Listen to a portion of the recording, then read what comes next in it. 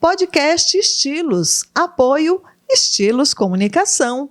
Fazendo a sua comunicação com qualidade.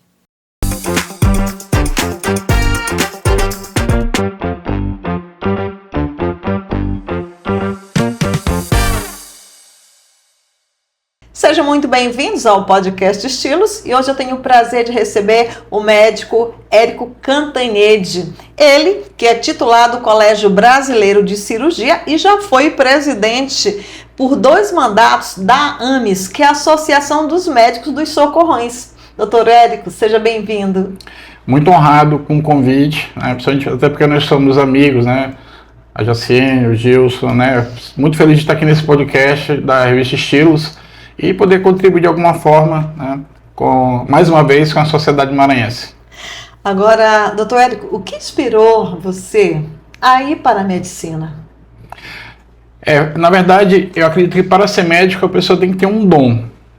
Então, desde criança, né, desde quando a gente fala, desde quando eu me entendo por gente, eu acho que eu já despertei a vocação pela medicina, né? Então, existem casos até que meus pais narram de quando eu era criança, coisas que eu não me lembro, que às vezes a gente ia visitar alguém no hospital e aí eu sumia e de repente, quando eles me procuravam, eu estava conversando com os pacientes que estavam internados, né, como uma criança, logicamente, né, e eu sempre gostei daquele cheiro de éter do hospital, antigamente que tinha, a gente andava pelos hospitais, né, e aí tinha aquele cheiro bem característico dos hospitais mesmo. E é uma paixão. É algo que realmente eu nasci para isso. Eu acho que eu não estaria bem em nenhuma outra profissão se não fosse médico. Então, para seguir a medicina, precisa primeiro ser apaixonado por ela? Primeiro tem que ser apaixonado pela medicina. Acho que tudo na vida a gente tem que ter paixão. Mas quando você consegue unir a paixão ao trabalho, vira um prazer. Então, pelo fato de ser médico e estar com mais de 25 anos de formado, né, a gente carrega isso no berço. Eu nasci para isso, eu sempre gostei de ser médico e junto com isso também ser professor. É isso que eu ia perguntar, porque você também é professor. Sim. Né? Você também já ensina outras pessoas a irem para a área da medicina. Sim, a gente ensina os alunos, os estagiários, residentes, então a gente consegue realmente transmitir conhecimentos para os alunos. Acho que é importante isso, e modo que o conhecimento são os exemplos. Né, os exemplos que a gente procura dar dentro da profissão para que eles realmente consigam alcançar o êxito e assim ganhar a sociedade também. Onde é que você está ensinando hoje? Eu estou ensinando na UNDB, né, e também coordenador do estágio lá em Pinheiro, aliás, preceptor do estágio em Pinheiro. Passei na UFMA, concurso da UFMA de professor também em Pinheiro, a gente está vendo a possibilidade de realmente assumir ainda, né? Mas eu já dei aula, pelo menos, em todas as faculdades aqui de São Luís, né? No CEUMA, na UEMA, né? Como preceptor, e na residência de cirurgia da UFMA também. E com essa experiência, né, como professor, como é que você avalia hoje, né, a questão do profissional, né, médico aqui em São Luís? O grande problema que eu vejo é uma quantidade absurda de escolas médicas que estão sendo criadas a toque de caixa Brasil afora e principalmente no Maranhão. Pra você ter uma ideia, no Maranhão hoje em dia existem 21 escolas médicas, Maranhão afora, com perspectiva de abrir mais 2, ou seja, até o final do ano talvez nós vamos ter 23 escolas médicas. Então, aí vocês questionam a qualidade do ensino, como é que esses médicos estão sendo formados, porque a medicina parece que ela realmente virou um negócio, né? No sentido assim, realmente financeiro. E aí a gente vê realmente muitos profissionais que às vezes estão saindo do mercado de trabalho e não têm realmente condições de exercer a profissão de uma forma bem prática, no caso. Eu acho que falta muita formação para esses médicos que estão saindo do mercado de trabalho. A gente vê isso principalmente nos médicos que estão adentrando nas emergências, nas urgências. Então, realmente, tem que haver uma qualificação desde a formação. Ele tem que ser qualificado, bons professores, material para poder realmente estudar, porque senão não adianta fazer medicina só para ganhar dinheiro, com fins financeiros, que aí ele não vai ser um profissional bem quisto na sociedade. Não é só dizer assim, eu sou médico, eu passei para medicina, né? Não basta somente isso. Não. Realmente é para quem gosta, né? Até porque se a gente for avaliar uma pesquisa da MB, é uma pesquisa um pouco antiga, mas não mudou muito essa realidade. O profissional liberal que mais se suicida é o médico. O profissional liberal que tem mais divórcio é o médico. Que tem mais adição a drogas é o médico. É o profissional liberal que tem mais filhos com problemas, né, de também em relação a álcool e drogas. Então, mais divórcios, ou seja, não existe glamour na medicina realmente, como as pessoas imaginam que é a vida de um médico. Você fala do divórcio porque trabalha demais e não tem tempo para a família. A maioria das vezes. Quantas horas? Tem pessoas, varia muito, né? Tem colegas que começam a dar plantão, emenda 24, 48, 72 horas, né? Então vão virando plantão, e a qualidade de vida diminui muito. A questão realmente, muitos médicos adoecendo muito cedo. E o acadêmico de medicina também, proporcionalmente, levando nesse contexto, são os estudantes acadêmicos que mais também estão enfrentando problemas, inclusive de ordem de saúde mental. Muita gente realmente com depressão, com ansiedade, né? Porque imagina uma coisa e quando começa a estudar e começa a ver a realidade, ela se transforma em outra. Doutor Érico, assim, a gente que está de fora, a gente nunca imagina que um médico, assim, vai ficar doente. Não, porque na nossa cabeça é que o médico tem que estar sempre bom para atender quem está doente, não ele ficar doente. Na verdade, é casa de ferreiro, espeto de pau. Eu tiro por mim, né? Que adoeci, né, muito tempo sem cuidar de mim, sem fazer exames, sem me tratar de alguns sintomas que estavam aparecendo, e eu realmente fui acometido de uma doença bem grave em agosto do ano retrasado. Assim, e quais foram os maiores desafios que você enfrentou? Daqui a pouco a gente vai falar do que o doutor Érico falou a respeito da doença que ele teve. Assim, quais foram os maiores desafios que você enfrentou, assim, dentro da sua profissão, né, nesses 25 anos que você dedica a ela? Na verdade, a questão de, principalmente, falta de insumos, né, nas urgências, na emergência, a desvalorização profissional e financeira, né, dos médicos, porque pelo fato de a gente ter que trabalhar bastante, trabalhar muito, realmente é porque a remuneração financeira do médico ela está aquém do esperado. Então, às vezes, muitos colegas se frustram também, assim como eu me frustrei muito, pelas condições de trabalho que a gente enfrentou ao longo desses 25 anos. Mas a gente não pode parar de lutar por isso, a gente tem que continuar realmente cada vez mais lutando para que a gente tenha melhores condições de atendimento para a população. Doutor Érico, você foi presidente por 2 mandatos, né, da Associação dos Médicos dos Socorrões. E olha, Socorrão 1 e 2, né? Como a pessoa fala assim, quem trabalha no Socorrão 1 e 2 trabalha em qualquer outro lugar. É assim mesmo? Verdade. Então, em alguns momentos, Socorrão 1 e Socorrão 2, pelo fato de ser porta aberta, referência em medicina de urgência e emergência para todo o estado. Então, realmente, vira às vezes medicina de guerra. Mas as condições de trabalho já melhoraram bastante comparado ao que era uns 20 anos atrás. Principalmente em relação à qualidade de insumos, né, em relação à qualidade de material. Mas realmente, Socorrão 1 e Socorrão 2, quem trabalha, são os melhores profissionais de São Luís, na minha opinião, porque tem condições de trabalhar em qualquer outro hospital daqui da capital, particular e assim por diante. Porque existe uma grande diferença, lógico, né, entre um Socorrão, que é um hospital público, e um hospital particular, né? Existe essa diferença? Não, na verdade, em relação à qualidade profissional, praticamente são os mesmos profissionais. Você chega na emergência do São Domingos da UDI, se você chega na emergência do Socorrão, está o mesmo médico. Então, o que diferencia, principalmente em relação ao Socorrão, por ser um prédio antigo, tombado, que não pode haver uma reforma efetiva, como nós sempre almejamos, né, é justamente a acomodação. Socorrão 1, ele tem 52 anos, é da meia idade o Socorrão 1. Então tem 52, é um prédio da Cruz Vermelha, ele é tombado. Tombado. Então não pode haver nenhuma reforma estrutural na fachada do Socorrão, as reformas são internas. Então o maior problema do Socorrão 1 hoje, realmente, é a questão da acomodação, porque as equipes, todas as equipes multidisciplinares, né, dos profissionais de enfermagem, fisioterapia, psicologia, todos da fisioterapia, todos eles se desdobram para poder realmente oferecer a melhor condição de atendimento para os pacientes. Assim, o que mais motiva você no exercício da sua profissão, especialmente o que você considera desafiador, né, que é trabalhar no Socorrão? Na verdade,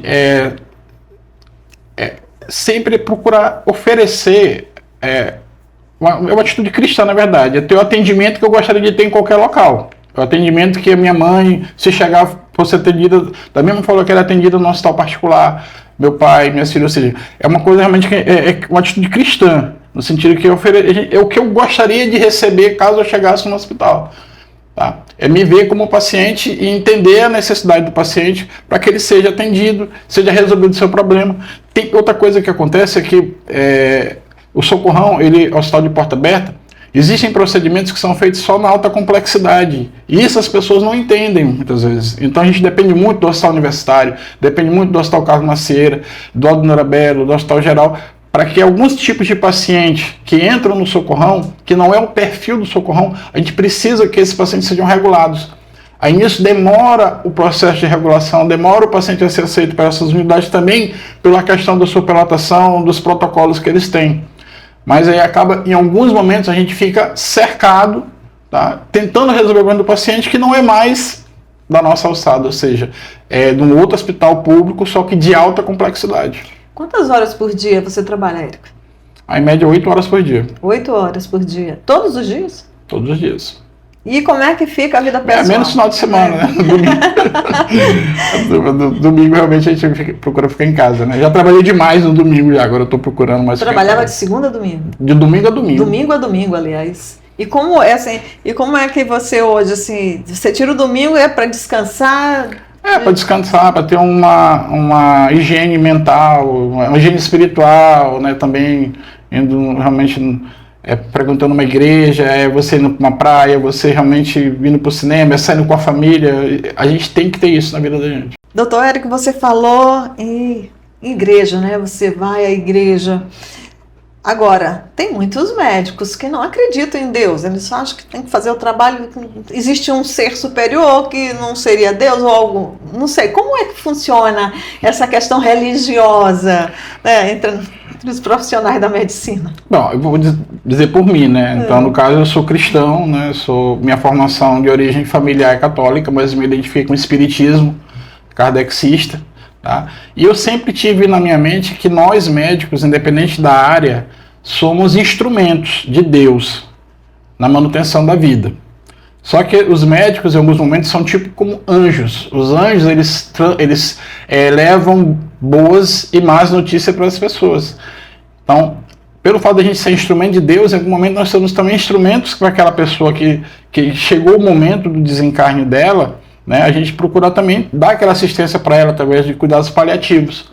Então eu acredito, tá, que realmente tudo que nós fazemos tem que ter a permissividade divina. Isso aí, desde quando antes de entrar na medicina, já acreditava nisso. Gente, o doutor Érico é médico e também escritor, né? Já escreveu quantos livros, doutor?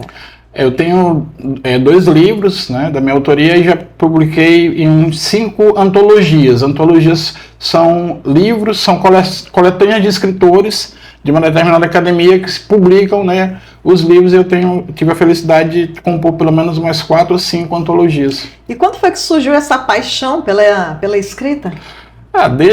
Acho que eu dou passo a passo com o fato de eu querer ser médico, ser professor e também escrever. Eu escrevo realmente desde o primário, como diz antigamente, né? Desde o primário que eu sempre fui um bom aluno de redação, né? Sempre procurei ler muito também para poder ter embasamento, para poder escrever. E aí a gente conseguiu fazer sempre boas redações, até que a minha redação do vestibular na minha época, se fosse o Enem, eu tirei 9,8 na minha época, na redação do vestibular, que eu lembro até o tema, que foi pena de morte. Né? Então eu fiz uma história dentro da pena de morte, e aí eu acho que consegui convencer os meus argumentos e consegui realmente obter uma nota muito boa. E olha, o último livro do Dr. Érico é o Diário de um Câncer, onde ele fala justamente sobre o que viveu, né, sobre o enfrentamento que ele teve com essa doença. Doutor Érico, conta um pouquinho pra gente. Bem, em agosto do ano retrasado, né, dia 1º de agosto, eu fui acometido de um sangramento nasal. Estava investigando por conta própria, ou seja, já era errado, eu devia ter procurado um especialista, algumas manchas que apareceram no meu corpo. E aí, durante a realização de exames, eu tive uma epistaxe, ou seja, minha narina começou a sangrar às 7h15 da manhã, dia 1º de agosto. E aí, nesse momento, eu corri para o Hospital São Domingos, né? E naquele momento que meus colegas já me olharam, já ficaram muito preocupados. Eu sei que 11 horas, 11h30, o diagnóstico laboratorial estava feito de uma leucemia mielocítica aguda, que é uma doença que tem uma mortalidade muito alta, chega a 70% de mortalidade, né, no primeiro mês, né, um índice aumentado aí nos primeiros 10 dias, né, que é quando inicia o tratamento, que é realmente um tratamento muito agressivo, né. E aí eu fiquei internado durante um mês no Hospital São Domingos, eu fiquei 3 semanas na UTI de isolamento total, sem ver a luz do sol, sem sentir o vento. As pessoas que entravam para falar comigo, para me examinar, os médicos, a minha esposa que não saiu do meu lado, a doutora Keila, que é médica também, todo o tempo aparamentado, ou seja, é um choque muito grande. Mas é aquela questão, em nenhum momento eu não tive a fase da negação da doença, é um câncer, uma leucemia, mas eu não tive tempo para pensar, por que comigo? Eu encarei a doença, encarei o problema, falei, o que temos que fazer agora? Aí a médica, a doutora Ana Hanoi, né, muito competente, hematologista, cuidou de mim, não, vamos fazer isso, aquilo, mielograma, colocar na UTI, começar a quimioterapia, logo hoje. E aí foi tudo feito muito rápido, né? E eu digo que eu sou um privilegiado, porque eu conheço, acho que 2 ou 3 pessoas que sobreviveram à leucemia promielocytica aguda. Como é que surge? Como é que surge essa doença? Como? Assim, O diagnóstico, assim, é uma alteração genética, né? Um gene da medula, e aí ela começa a destruir as células sãs, ou seja, começa a destruir as hemácias, as plaquetas, os leucócitos. Então é como se tivesse um restart celular. Minha medula zerou, cheguei com 10 mil plaquetas, cheguei com 1.200 leucócitos no hospital, sangrando mesmo pelo nariz, pela boca, né? E aí é como se com a quimioterapia começa a matar as células defeituosas, né, células oncológicas, e aí começa a ter o surgimento de novas células, né, que são chamadas totipotenciais. Então eu sou muito grato porque eu tive uma chance de tantas pessoas que depois eu acompanhei que realmente não teve. O último que eu acompanhei foi um rapaz de Chapadinha, de 43 anos de idade, que chegou no Socorrão há um mês atrás, praticamente com os mesmos exames laboratórios que eu consegui, graças a Deus, transferir ele para o Hospital Geral, mas ele morreu 3 dias depois que eu soube. Então, eu me vejo como um milagre. E muitos colegas também, quando me olham, rapaz, tem um milagre. O pessoal ficava acompanhando a evolução médica, né? Disse, nossa, ele não passa de hoje. Nossa, ele não passa de hoje. Os médicos falavam, não passa de hoje. Qual foi o momento mais difícil que você sentiu, né, nesse enfrentamento da doença? Foi justamente o período da chamada síndrome do Atra. Atra é o quimioterápico que é usado, né, inicialmente para reverter esse quadro. Só que ele, além de matar as células doentes, ele também mata as células sãs que são produzidas. E aí a pessoa geralmente ela desenvolve vários problemas, então congestão pulmonar, né, aumento do sangramento, risco de sepse, da chamada CIVD, que é a coagulação intravascular disseminada, que eu também cursei com isso. E aí eu lembro que quando eu estava cheguei a cogitar de ser entubado, que eu fiquei taquipneico, dependente de oxigênio, com a máscara concentradora, né? Aí eu cogitaram a possibilidade de me entubar, eu falei, não, vamos esperar mais um pouco. Ou seja, eu conseguia conversar com os colegas, até para determinar algumas condutas, né? Fui muito bem assistido pela equipe de São Domingos, pela doutora Ana Hanoi, doutor Iago, doutor Luciano e tantos outros colegas. Mas aí foi quando eu tive uma sensação de quase morte mesmo, durante a madrugada do 7º dia, quando realmente eu senti o meu corpo saindo, né? Eu senti uma experiência de quase morte, né? Só que naquele momento eu pedi para Deus todo o tempo consciente, todo o tempo orando, em nenhum momento eu pensei o pior, né? Mas eu pedi para Deus, Deus, se realmente for o meu momento, com que eu seja bem recebido nos planos espirituais, né? Cuide da minha família, cuide da minha profissão, né? Ou seja, me despedi ali, só que aí Deus me deu uma segunda chance. Foi aí que surgiu a ideia de escrever um livro? Na verdade, eu trabalhei na Aldona Belo durante um bom período, quando eu fiz um estágio há uns 23 anos atrás, no Hospital C. Camargo, lá em São Paulo, eu sou do câncer, e eu trabalhava na Dona Bela, aqui em São Luís, durante um período, eu trabalhei lá, e aí eu via muito paciente terminal, né, a gente acompanhava muito paciente cirúrgico terminal, e aí eu pensei, não, se um dia eu for acometido de um câncer, eu vou escrever um livro, né, eu vou sobreviver, eu vou escrever um livro, para poder passar para as pessoas essa experiência, né, então surgiu naquele momento. E ainda vou fazer a dor de autógrafos do ano para uma instituição de caridade que eu fiz, né? A Fundação Antônio Bruno. Agora, assim, o que você espera que os leitores que leiam o livro, né, eles aprendam com ele? Um colega meu falou que, na verdade, é como se fosse um manual de sobrevivência de um câncer, né? Eu espero que, na verdade, eu fiz esse livro justamente para chamar a atenção das pessoas que a palavra final vem de Deus. Então, e que existem milagres. Então a gente nunca deve perder a esperança, em nenhum momento. Então esse livro ele mostra justamente o que eu passei durante... Na verdade eu narro um mês antes de eu internar e um mês da minha internação. Então, o livro, você falou que narra um mês antes, então julho de 2023, né? E aí começa agosto de 2024 e vai até quando? Começou em julho de 2023, né? E aí, quando foi 1º de agosto de 2023, eu internei, né, já com sangramento nasal. Então, era um período muito, assim, estressante, muito estressante, porque eu estava cotado para ser presidente do CRM com uma chapa. A gente trabalhando muito em cima disso. Então, eu narro também tudo isso aí, tudo no meu livro, como foi essa disputa. A nossa chapa foi impugnada, eu praticamente internado já, né? Foi uma impugnação e aí a gente tentou de todas as formas, eu já afastado, a reverter essa situação, mas a gente não conseguiu.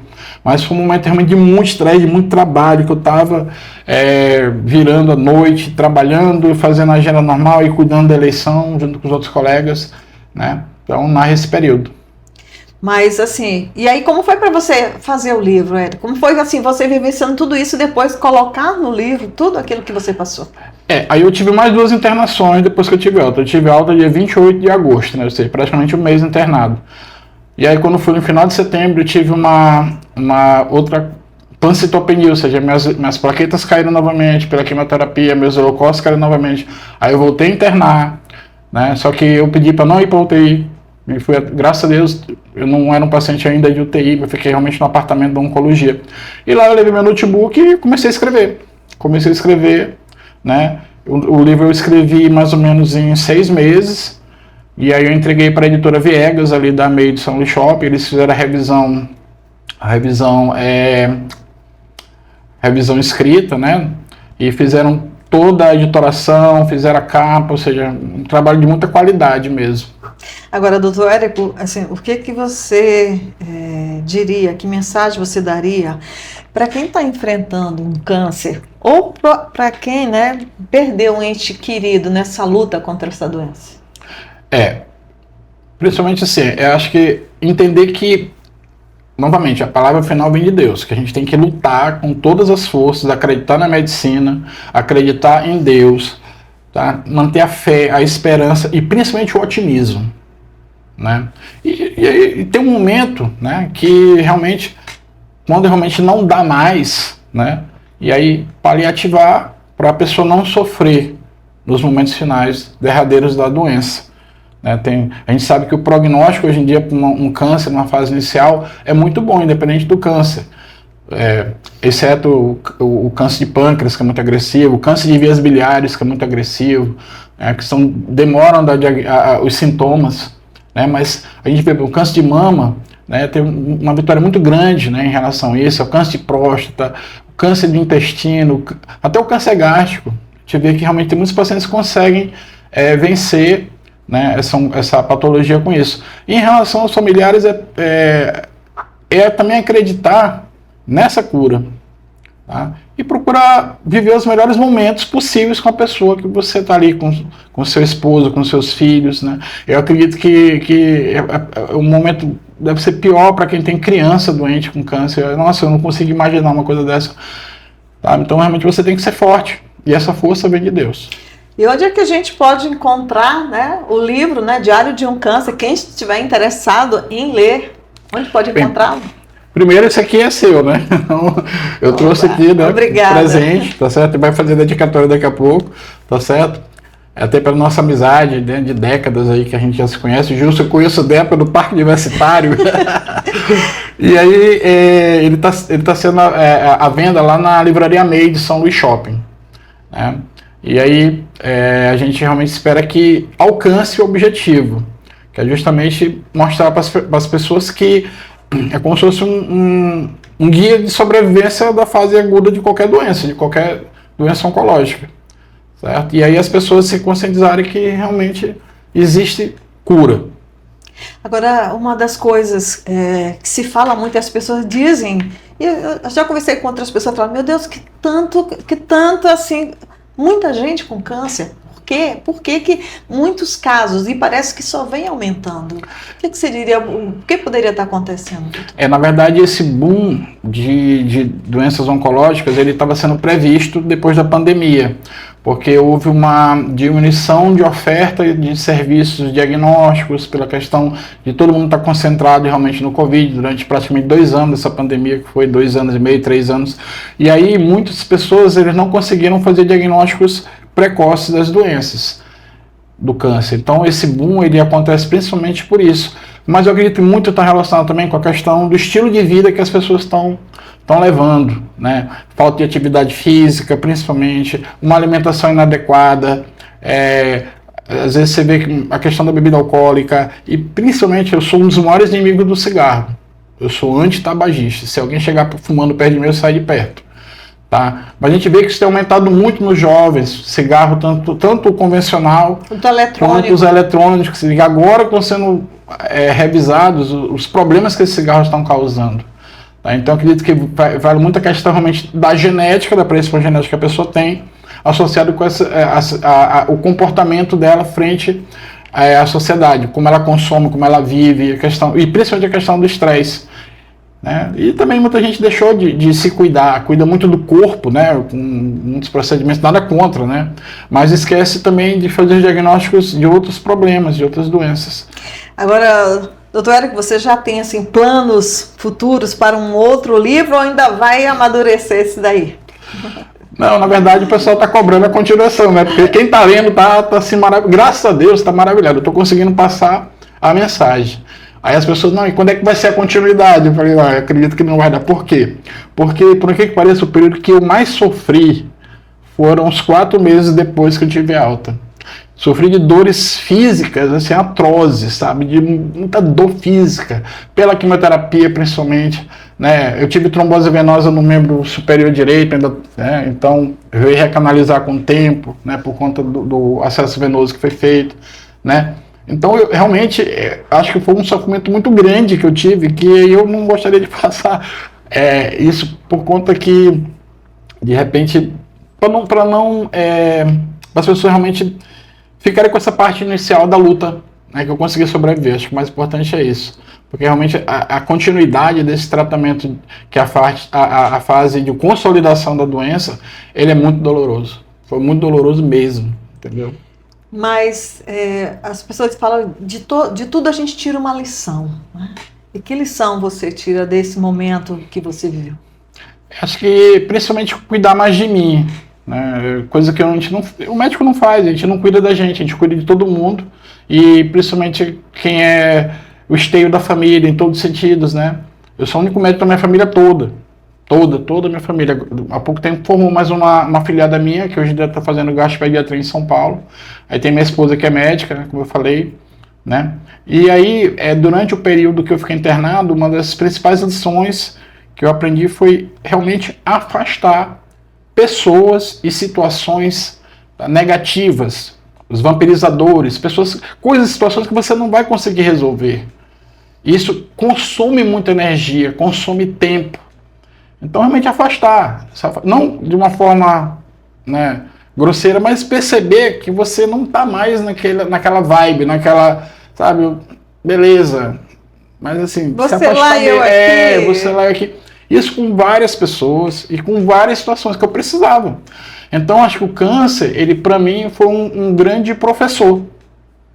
E eu agradeço a Deus o fato de ter tido esse câncer, ter sobrevivido, tá podendo contar essa história e principalmente com o fundamento de mostrar isso, que a palavra finalmente de Deus a gente tem que lutar mesmo. Doutor Érico, olha, muito obrigada por estar aqui com a gente, compartilhando, né, esse momento, e agradeço muito, e com certeza vou ler o livro, tá? E agora já estou curiosa, porque se já estão falando que tem uma continuação, que pode haver uma continuidade, eu já estou aqui curiosa, viu? Eu que agradeço muito, na verdade é uma terapia. Conversar assim, né, com você, a gente acaba que é uma terapia, a gente está no Janeiro Branco, que é o mês de conscientização da saúde mental, e a gente realmente precisa cuidar da nossa saúde mental, e esse aqui que a gente está fazendo agora é uma terapia, e quando a gente divulga informações boas a respeito de uma doença tão agressiva, eu acredito que a gente está se curando e curando aos outros de alguma forma também. Acho que é importante, a medicina é isso, é cuidar, né, é zelar, né, pelas pessoas. E a gente vai ficando por aqui. Em breve estarei novamente no podcast Estilos. Até lá!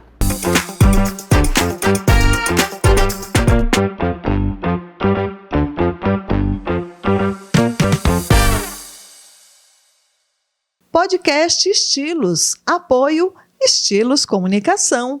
Fazendo a sua comunicação com qualidade.